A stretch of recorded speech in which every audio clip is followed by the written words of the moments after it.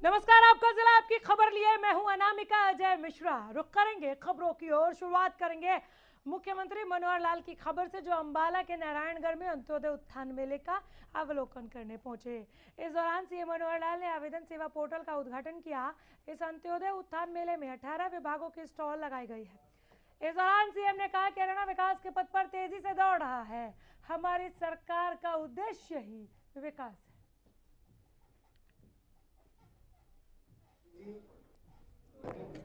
अभी तक क्या होता रहा है, सरकारी योजनाएं घोषित होती है, केंद्र सरकार के भी, प्रदेश सरकार के भी कल्याण की योजनाएं बहुत हैं, कम नहीं है।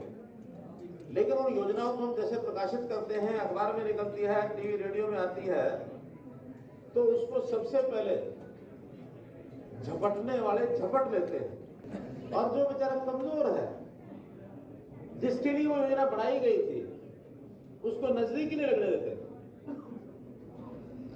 इसीलिए हमारे समाज में ये विकृतियां पैदा हो रही है। गरीब और गरीब होता जा रहा है, अमीर और अमीर होता जा रहा है, खाई बढ़ती जा रही है। हमने आखिर में ये तय किया कि नहीं, हरियाणा के सब परिवारों का डाटा इकट्ठा करेंगे, परिवार पहचान पत्र में सर्वे कराएंगे, कौन क्या कमाता है, क्या काम करता है, कितनी पढ़ाई है उसकी, परिवार के सदस्यों की जरूरतें क्या हैं, और वो परिवार क्षमतावान है तो वो समाज का भला कैसे कर सकता है, ये भी उसमें हम जानकारियां ले रहे हैं।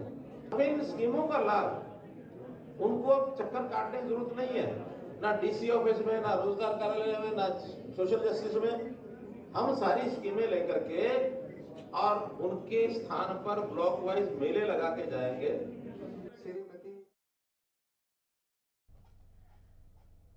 एक और यूक्रेन और रूस के बीच जंग थमने का नाम नहीं ले रहा, तो दूसरी ओर वहां फंसे भारतीयों की वतन वापसी का सिलसिला भी लगातार जारी है। वहीं इसे लेकर अब हरियाणा के पूर्व सीएम भूपेंद्र हुड्डा ने सरकार को लेकर जो बयान रखा है वो सुनिए जरा। इन्होंने कहा कि यूक्रेन में अब भी हजारों भारतीय फंसे हुए हैं, जिन्हें जल्द से जल्द वहां से निकालने के लिए सेफ कॉरिडोर बनाने की जरूरत है। बजट को लेकर हुड्डा ने कहा कि अगर बजट लोगों के हित का होगा तो हम उसका सपोर्ट करेंगे, समर्थन करेंगे, और अगर ऐसा नहीं हुआ तो विरोध होगा। अभी 8 तारीख को बजट पेश करेगी हरियाणा सरकार। अगर बजट होगा जनहित का तो उसका हम स्वागत भी करेंगे, उसकी प्रशंसा भी करेंगे। और जैसे अब तक बजट आए हैं पिछले 7 साल, जन विरोधी बजट आए हैं, उसका विरोध करेंगे डट के, सरकार को घेरने का काम करेंगे। नहीं, अब हजारों छात्र तो हरियाणा के हैं। 1000 से ज़्यादा हरियाणा के अभी वहीं हैं जो नहीं निकल पाए हैं। तो सरकार को प्रयास करना चाहिए, कोई उनके लिए सेफ कॉरिडोर बनवा कर उनको लाना चाहिए।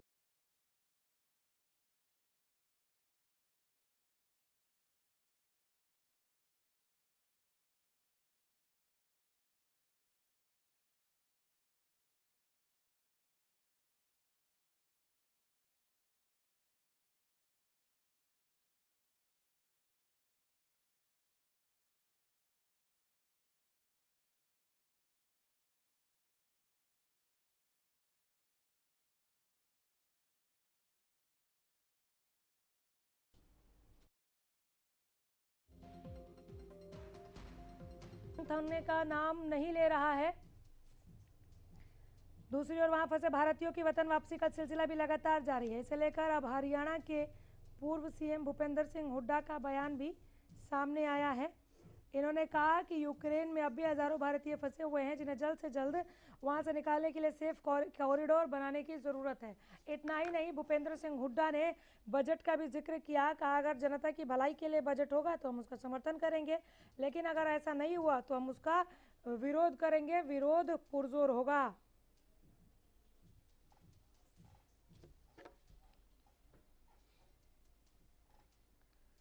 शिक्षा मंत्री कंवरपाल गुर्जर ने जगाधरी की शांति कॉलोनी में 2 करोड़ रुपए की लागत से बनी सड़क और 13 ट्यूबवेलों का उद्घाटन किया। इस मौके पर शिक्षा मंत्री ने कहा कि सरकार लगातार बिना किसी भेदभाव के विकास कर रही है।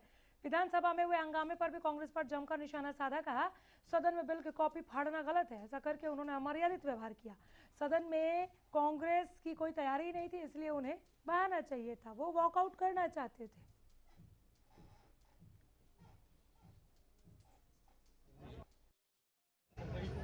नहीं देखिए, वो हंगामा जो था, मैं समझता हूँ कि जिस प्रकार से नियमों की अनदेखी विपक्ष ने की और जिस प्रकार से एक बिल प्रस्तुत किया, उस पर जो चर्चा थी, उसके दौरान उस बिल को फाड़ने का जो काम किया, वो उस टाइम तक विधानसभा का एक डॉक्यूमेंट बन चुका था।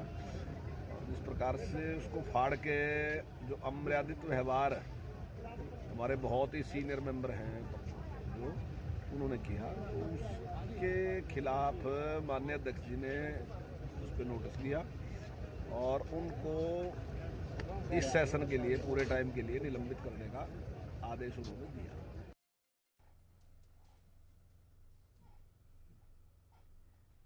पेहोवा पहुंचे खेल मंत्री संदीप सिंह ने 8 मार्च को आने वाले हरियाणा प्रदेश के बजट को खिलाड़ियों के लिए अहम बताया। खेल मंत्री ने कहा, बजट में खिलाड़ियों के लिए काफी घोषणाएं होंगी। संदीप सिंह ने कहा कि बीजेपी सरकार हमेशा ही खिलाड़ियों के लिए बड़े बदलाव करती रही है।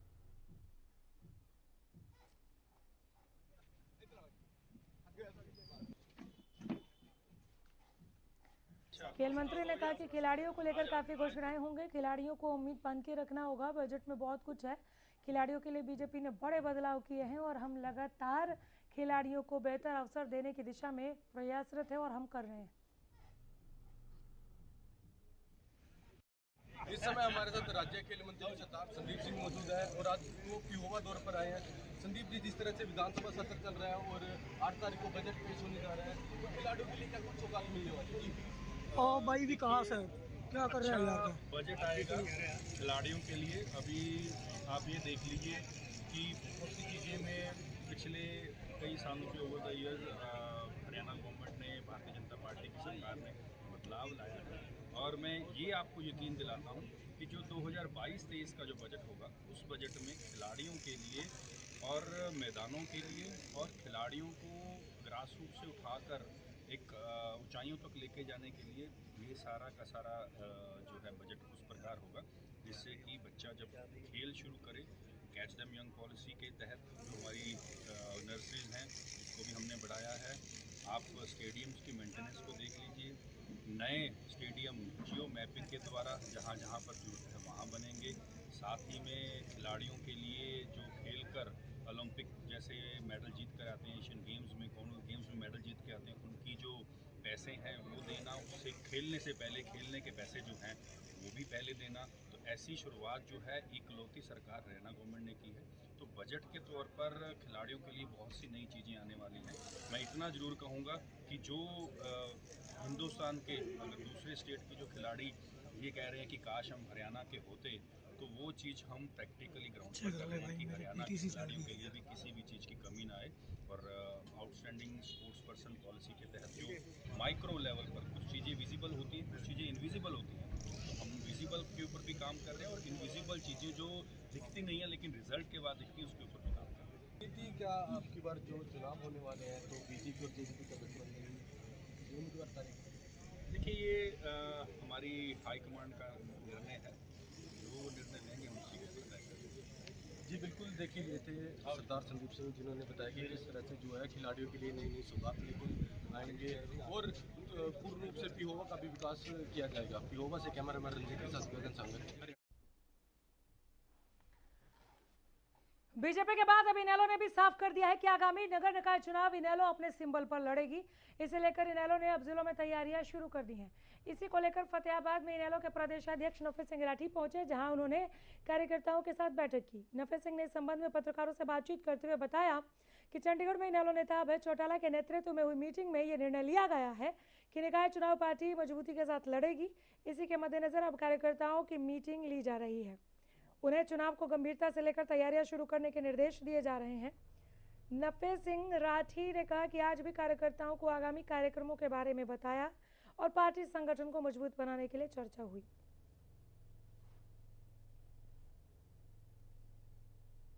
पार्टी का फैसला है कि नगर निकाय के चुनाव पार्टी सिंबल पर लड़े जाएंगे, चाहे वो चेयरमैन के हैं और चाहे वो पार्षद के।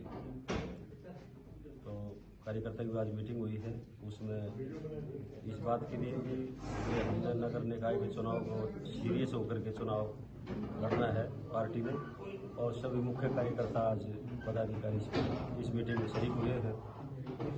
उनको पार्टी के बारे में, पार्टी के एजेंडे के बारे में बता दिया है, पार्टी के प्रोग्राम के बारे में बता दिया है। जहाँ पार्टी संगठन पर भी चर्चा हुई है, जो पार्टी के संगठन का काम चल रहा है, वहाँ भाई अभय सिंह चौटाला जी के कार्यक्रम है।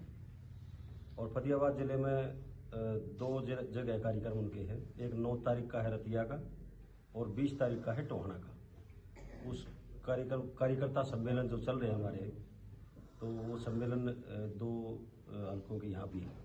उसके बारे में भी विचार विमर्श हुआ है और उसको भी सफल बनाने के लिए ड्यूटी लगी।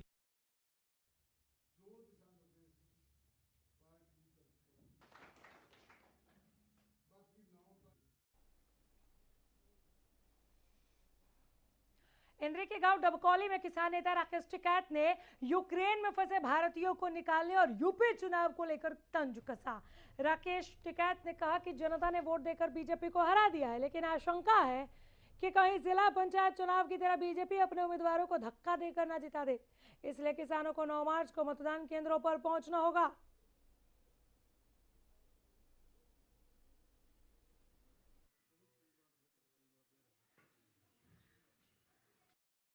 गंगा की बात हो रही है। ऑपरेशन गंगा तो वोट गंगा अगर इसका नाम ले देते, अगर इसका ऑपरेशन वोट नाम ले देते तो ठीक रहता। गंगा को क्यों बदनाम कर रहे हो?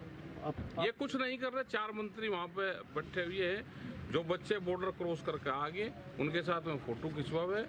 भारत माता की जय के नारे तो चलो ठीक है, उसके बाद में मोदी के भी नारे लगवावे, तो वो पूर्ण रूप से गलत है और सब इससे नाराज है। उत्तर प्रदेश में ईमानदारी से तो नहीं मिलेगी, बेईमानी से तो भाई कोई कुछ भी कर लो, हारे हुए को जीत का सर्टिफिकेट दे दो। हमें 2 दिन के लिए किसान छुट्टी रखे, जब गिनती होगी 10 तारीख को, 9 तारीख को गिनती पे वहाँ पहुँच जाए उस शहर में जहाँ गिनती होगी। उसको ट्रैक्टर, ट्रॉली, कंबल, लत्ता लेकर जाए, अपना 2 दिन का राशन लेकर जाए और खेत की छुट्टी करके वहाँ पर जाए। जिसको समान है, हमने वोट किसी को दी तो वोट उसके घर तक पहुंचावे। हम बीच में नहीं छोड़ रहा, हमने सीखा किसान तो भाई बीज खाद भी उस खेत तक पहुंचावे उसके। तो आपका हिसाब नहीं, ईवीएम में नहीं करने के कुछ भी जी, ये गिनती में गड़बड़ करेंगे। को जीत का सर्टिफिकेट दे दिया, कोर्ट कचहरी कहीं चला जाओ भाई, कोर्ट भी नहीं किए, कचहरी भी नहीं किए, वकील भी, हकीम भी सभी नहीं किए हैं।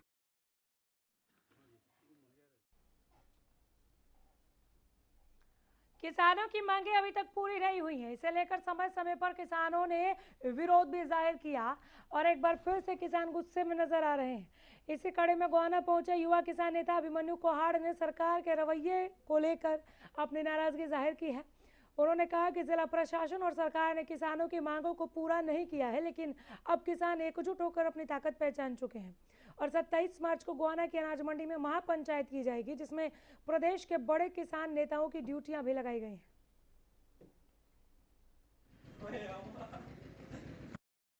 27 तारीख को यानी 27 मार्च को गोहाना में एक बहुत बड़ी महापंचायत करी जाएगी, जिसमें एसकेएम के तमाम नेता कई प्रदेशों से शामिल होंगे। और जो उसका मुद्दा होगा वो होगा एमएसपी गारंटी कानून।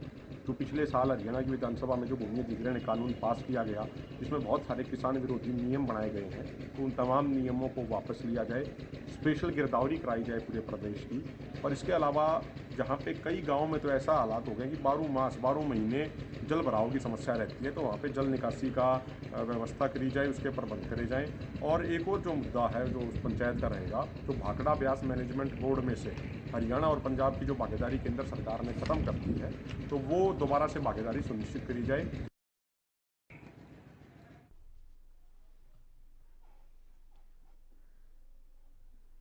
फरीदाबाद में हरियाणा सरकार ने महिला सुरक्षा को देखते हुए कई अहम कदम उठाए। हरियाणा सरकार की ओर से हर एक जिले में महिला थानों के साथ साथ हर थाने में एक महिला डेस्क बनाया है, ताकि महिला को किसी भी तरह की दिक्कतों का सामना ना करना पड़े। तो वहीं हरियाणा सरकार ने महिला सुरक्षा को देखते हुए महिला हेल्पलाइन नंबर भी चालू किया है। इसी के साथ हरियाणा सरकार ने एक और पहल करते हुए डायल 112 की सेवा की शुरुआत की है।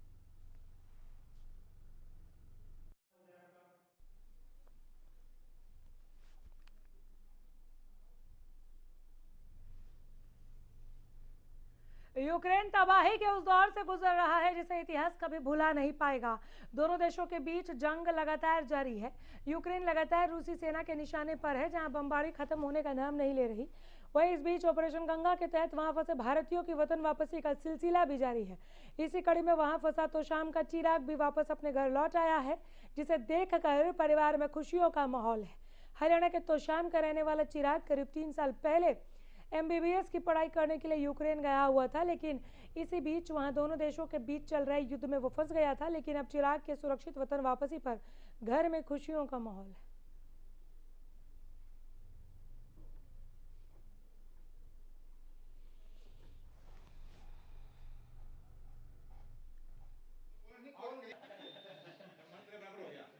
शिक्षिकाओं को परेशान करने वाले राजकीय महिला ITI अंबाला शहर के प्रिंसिपल को हरियाणा सरकार ने तुरंत प्रभाव से सस्पेंड कर दिया है। इस बात की पुष्टि हरियाणा के परिवहन मंत्री मूलचंद शर्मा ने की। सस्पेंशन के दौरान प्रिंसिपल का कार्यकाल मुख्यालय में रहेगा। बता दें कि पिछले दिनों से राजकीय महिला ITI अंबाला शहर के प्रिंसिपल भूपेंद्र पाल सिंह विवादों के घेरे में थे। उन पर ITI में पढ़ाने वाली अनुदेशिकाओं और छात्राओं से डबल मीनिंग बात करने और परेशान करने के आरोप लग रहे थे। इन्हीं आरोपों को लेकर शिकायत प्रदेश के परिवहन मंत्री पंडित मूलचंद शर्मा के संज्ञान में आई, तो उन्होंने तुरंत इस मामले की जांच कराने के लिए उच्च अधिकारियों को दिशा निर्देश जारी किए। मामले में सरकार द्वारा कड़ा संज्ञान लिया गया और इसके उपरांत प्रिंसिपल भूपेंद्र पाल सिंह को तुरंत प्रभाव से सस्पेंड कर दिया है।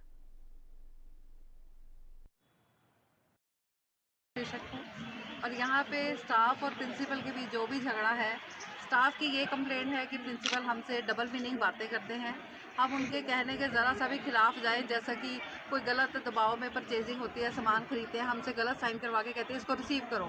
अगर हम ऐसी रिसीविंग करते हैं तो हम फंसते हैं, फिर फिजिकल वेरिफिकेशन करके कहते हैं कि हमने तो आपको ठीक सामान दिया था। ये स्टाफ की प्रॉब्लम है कि गाली गलौज करके भी बात करते हैं। कल भी मेरे सामने ये बात हुई थी, स्टाफ ने ये सब सर को सामने ही बोला था 10 बंदों के बीच में कि आप हमें गाली गलौज देके करके बात करते हो। कि ना प्रिंसिपल सर सब टीचर्स को टॉर्चर करते हैं। उनकी वजह से एक सर हैं नितिन सर, उनकी तबीयत ज़्यादा खराब हो चुकी है और वो डिप्रेशन में चले गए हैं। अगर वो कुछ कर लेते तो क्या होता।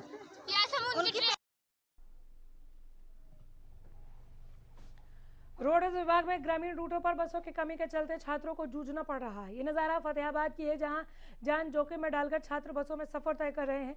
खास बात है, शिक्षण संस्थान के लिए बस की कोई स्पेशल सुविधा नहीं है, इसलिए छात्रों को खासी दिक्कतें हो रही हैं। गांव बोड़िया खेड़ा में ITI और राजकीय विद्यालय की शाम को छुट्टी होने के कारण यहाँ पर काफ़ी छात्र छात्राएं एकत्रित हो जाते हैं। बसों की कमी के चलते उन्हें बसों के पीछे इस तरह से देखिए लटक कर जाना पड़ता है। मजबूर है, क्या करें, लेकिन ये गलत है। रोडवेज विभाग के कर्मी सुरेंद्र मलिक का कहना है कि बसों की कमी के चलते छात्रों और पब्लिक को परेशानियों का सामना करना पड़ रहा है। रोडवेज कर्मी का कहना है कि हमने सरकार से मांग की है कि रोडवेज के बेड़े में 10,000 नई बसें शामिल की जाएं, ताकि बेरोजगारों को रोजगार भी मिले और छात्रों और पब्लिक को परेशानियों का सामना ना करना पड़े। ये खबर एक बहुत ही बड़ा क्वेश्चन मार्क छोड़कर जा रहा है। जब ये तस्वीरें सामने आ रही हैं, हैरानी के साथ साथ चिंता भी हो रही है कि अगर ऐसे में कोई दुर्घटना हो जाती है, कोई हादसा हो जाता है, तो उसकी जिम्मेदारी आखिर लेगा कौन।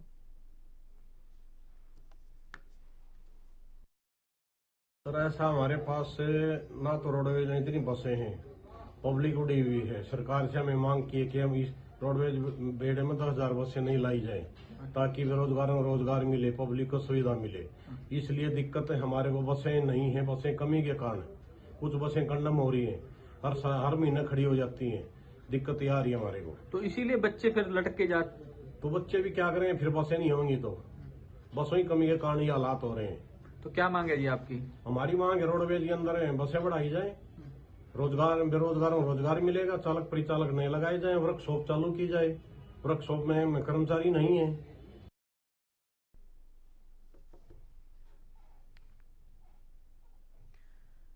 तो खबरों में आगे बढ़ते हुए बात करेंगे पलवल की। पलवल से एक हैरान कर देने वाला वाकया निकलकर सामने आया।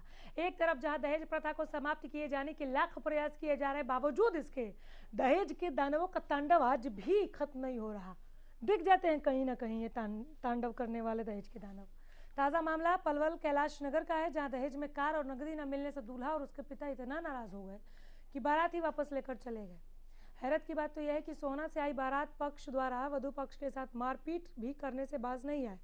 पीड़ित पलवल कैलाश नगर निवासी शिव सिंह ने अपनी शिकायत में पुलिस को बताया कि उसने अपने पुत्र का विवाह सोहना के रविदास कॉलोनी में रहने वाले अमित से किया था। उन्होंने बताया कि सोहना से बारात उनके निवास पर आई, जिसके आदर सत्कार में उन्होंने कोई कसर नहीं छोड़ी। पीड़ित ने बताया कि वर के पिता और भाइयों ने ऐन मौके पर दहेज में ऑल्टो कार और 2.5 लाख रुपए नकदी की मांग की, जिसे पूरा करने में जब वो असमर्थ हुए तो वर पक्ष के लोगों ने उनसे मारपीट भी की और विवाह से इनकार करते हुए बारात वापस ले गए। पीड़ित की शिकायत पर कैंप थाना पुलिस ने मामला दर्ज कर लिया है। कैंप थाना प्रभारी सुरेंद्र सिंह ने बताया कि पीड़ित शिव सिंह की शिकायत पर आरोपियों के खिलाफ मामला दर्ज कर लिया है। जल्दी आरोपियों की गिरफ्तारी की जाएगी।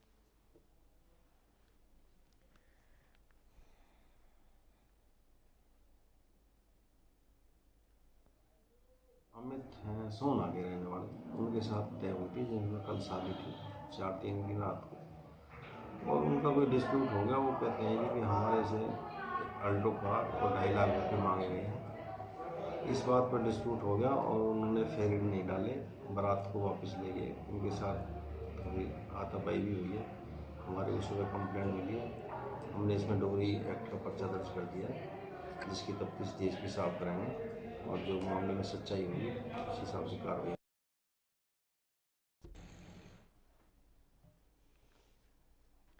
उधर सिरसा में एक मोबाइल विक्रेता से रंगदारी का मामला सामने आया। दरअसल द्वारकापुरी में मोबाइल की दुकान चलाने वाले से 10 लाख रुपए की फिरौती मांगी गई है, जिसकी शिकायत मोबाइल विक्रेता ने पुलिस को दे दी है। पुलिस के अनुसार शिकायतकर्ता को पहले वीडियो कॉल आई और वीडियो कॉल में हथियार दिखाकर फिरौती मांगी गई।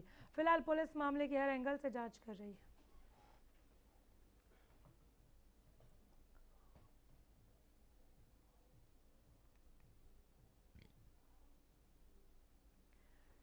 जोलाना क्षेत्र में पुलिस ने नशे के खिलाफ कार्रवाई करते हुए एक इको वैन को पकड़ा है, जिसमें तलाशी के दौरान 1 किलो 80 ग्राम अफीम बरामद हुई। पकड़े गए नशीले पदार्थ की कीमत लगभग 3 लाख रुपए है। इसके साथ 4 आरोपियों को पुलिस ने गिरफ्तार किया। पूछताछ में पुलिस को पता चला है कि आरोपी 1,20,000 से अफीम को खरीद कर लाए थे। पुलिस जांच कर रही है।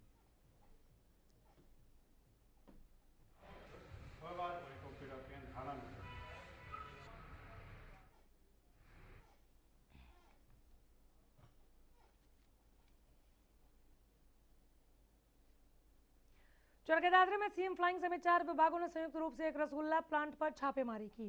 टीम ने प्लांट में बनने वाली 5 तरह की मिठाइयों के सैंपल लिए। वहीं रसगुल्ला प्लांट से 3 घरेलू गैस सिलेंडर भी बरामद किए गए। खाद्य सुरक्षा अधिकारी दीपक चौधरी ने बताया कि प्लांट में बनने वाली 5 तरह की मिठाइयों के सैंपल लिए गए, जिनको जांच के लिए भेजा गया। अगर जांच में मिठाइयों में कोई मिलावट मिली तो सख्त कार्रवाई की जाएगी। सीएम फ्लाइंग स्क्वाड के साथ रेड की है चौधरी रसगुल्ला भंडार पे, और यहाँ से 5 खाद्य पदार्थों के नमूने लिए जिन्हें लैब जांच के लिए लैब में भेजा जाएगा। वह एनालिस्ट की रिपोर्ट आने पर आगामी कार्रवाई की जाएगी। इंस्पेक्शन करिए। इंस्पेक्शन के दौरान जहाँ तक LPG का सवाल है, तो LPG के यहाँ पे 5 सिलेंडर मौके पे मिले हैं। 3 डोमेस्टिक सिलेंडर हैं और 2 कमर्शियल सिलेंडर हैं जो मौके से बरामद किए हैं, और तीनों के कोई blueprint book, passbook, invoice, bill कोई भी ओनर या कोई भी रिप्रेजेंटेटिव प्लांट का यहाँ पे दिखाने में सक्षम नहीं रहा। इसलिए उन सिलेंडर्स को तो हमने उठा के सीज कर दिया है, सीज के प्रोसेस में डाल दिया।